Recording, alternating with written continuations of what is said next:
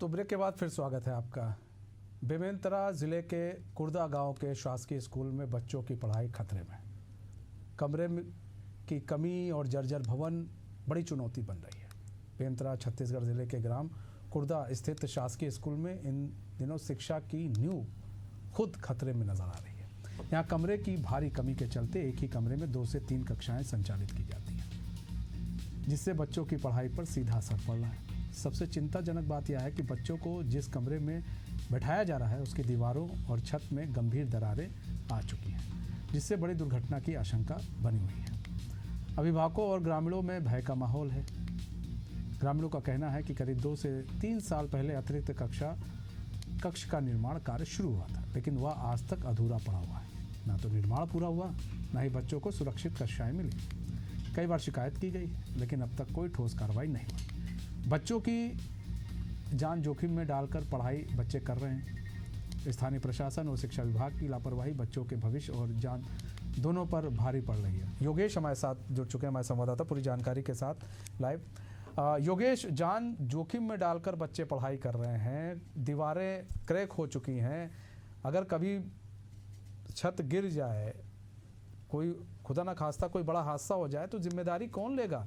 और एक ही क्लास में 2-2 3-3 क्लासें चल रही हैं। जी, बताना चाहूंगा, बेमेतरा जिले में अगर शिक्षा विभाग की बात करें तो शिक्षा विभाग की लचर व्यवस्था सामने आ रही है। कहीं अगर देखें तो एक ही कमरे में 2-2 3-3 क्लासें लग रही हैं, जिससे कि बच्चों की पढ़ाई पूरी तरह से बाधित हो रही है।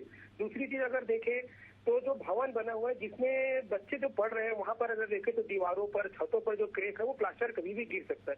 हाल ही में कुछ समय पहले नवागढ़ ब्लॉक में एक हंसी हादसा हुआ था, प्लास्टर गिरने से कई बच्चे चोटिल हो गए थे।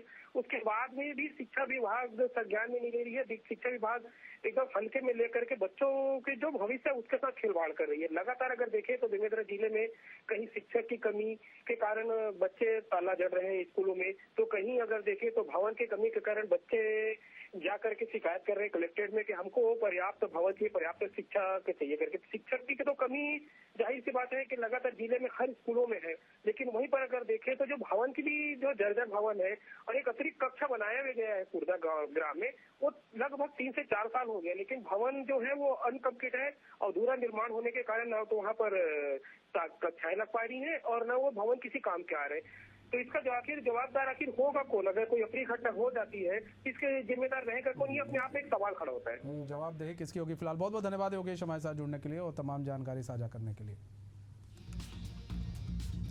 तो एक ही कमरे में 3-3 क्लास चल रही हैं। जो स्कूल भवन है वो भी जर्जर हो गया है। नई क्लासेस, नई कक्षा बनाने के लिए कहा गया है, लेकिन अभी तक जो है कक्षाएं नहीं बन पाई हैं। आप देख सकते हैं 2 से 3 साल हो गए।